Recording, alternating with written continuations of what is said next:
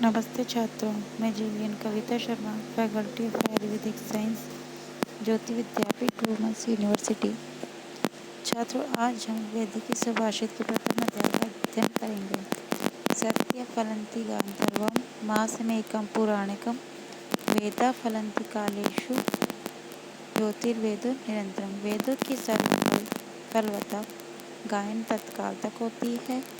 पुराण एक मास में, वेद दीर्घकाल में फलप्रद होते हैं, परंतु ज्योतिष और वैदिक सर्वकाल फलप्रद हुआ करते हैं, क्योंकि ज्योतिर्वेदो निरंतर की दृष्टि से अर्थात निरंतर चलने वाले की दृष्टि से ज्योतिष और वैदिक समान बतलाए गए हैं।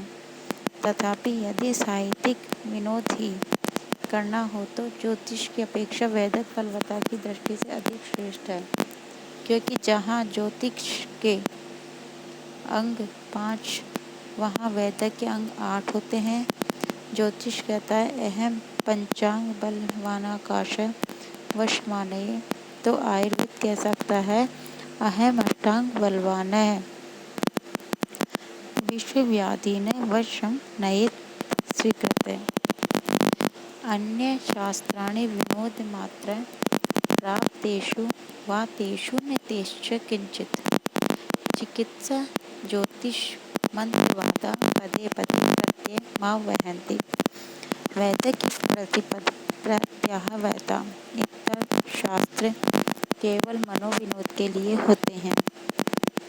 उनके प्राप्त होने में या न होने में कोई विशेष अंतर नहीं होता, परंतु ज्योतिष शास्त्र तथा मंत्र शास्त्र प्राप्त होने पर वे अपने अस्तित्व का पग पर प्रत्यय दिया करते हैं।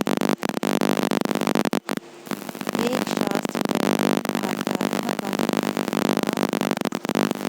सौख्यम चैकम यस्सुखम वा तपम वा वंदश्चैको भूपतिवा यातिर्वा ओकम कर्म श्रेयस वा यशो वा। अर्थात आर्य संहिता के अनुसार बताया गया है कि वैदिक शास्त्र केवल एक है, वैदिक अथवा वेदांत सौख्य केवल एक है, शास्त्र अथवा तपबंध केवल एक है, राजा अथवा यति और कर्म केवल एक है। श्रेय अपना यश स्कर कर्म है।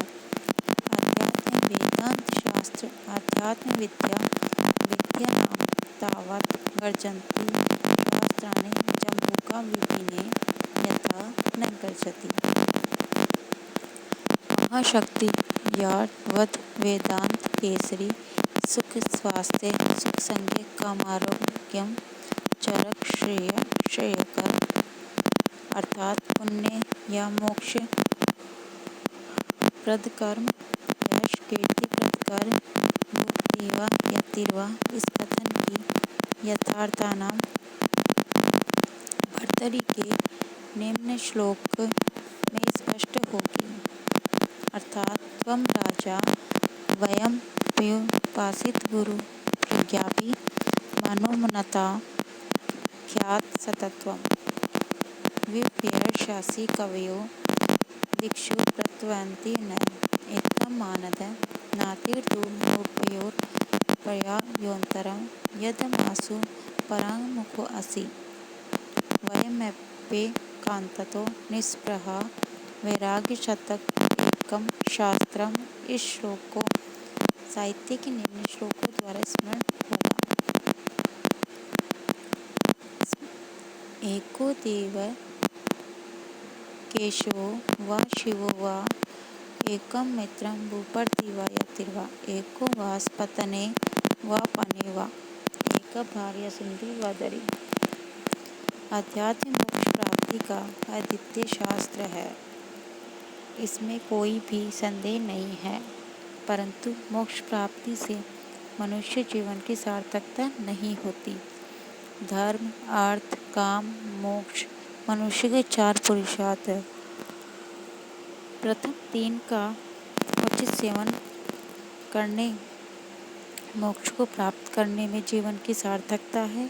केवल एक अर्थ का सेवन करने वाले मनुष्य को ऋषियों में जघन्य माना है। धर्म अर्थ काम स्वयमेव सेव्या यो हो सकत स नरो जगन्य। चतुर्विध पुरुषार्थों के सेवन का आद्य साधन शरीर है। शरीर माद खलु धर्म साधनम, परंतु रोगग्रस्त मृत कल्प शरीर से यह कार्य नहीं हो सकता है। यथोचित सेवन के लिए स्वस्थ शरीर प्राप्त होता है। इसके विपरीत आयुर्वेद में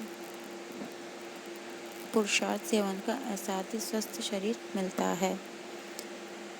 यस्मिन् गाते सर्वमिदं ज्ञातं भवति निश्चितं तस्मिन् परिश्रमे कार्ये किमिने शास्त्र संभाषितम्। जिसे जानने से यह सब ज्ञान निश्चित रूप से प्राप्त होता है, उस शास्त्र को जानने का प्रयत्न करें। अन्य शास्त्रों में क्या करना है। वैदिक के समान स्वास्थ्य संरक्षण योग शास्त्र का भी उद्देश्य होने के कारण उसमें संबंधित अनेक बातों का योग्य अनेक ग्रंथों का विवरण माना जाता है। उसमें अनेक उपयुक्त ग्रंथ विषयानुसार दिए गए होते हैं। अर्थात जिस शास्त्र को जानने से हमें निश्चित रूप ज्ञान प्राप्त होता है, हमें उसी का ही ज्ञान प्राप्त करना चाहिए। अन्यथा अन्य शास्त्र को जानने से हमें कोई लाभ नहीं होता है। जिस प्रकार हमें योग शास्त्र का उद्देश्य हमारा उद्देश्य एक है, तो हमें उसी का ही योग का शास्त्र का ज्ञान करना चाहिए। अन्यथा मनोविनोद के लिए हमें अन्य शास्त्र का ज्ञान जानने से प्रयत्न करने से कोई आवश्यकता या कोई फल प्राप्त नहीं हो सकता है। धन्यवाद। कल हम इससे आगे के द्वितीय अध्याय का अध्ययन करेंगे।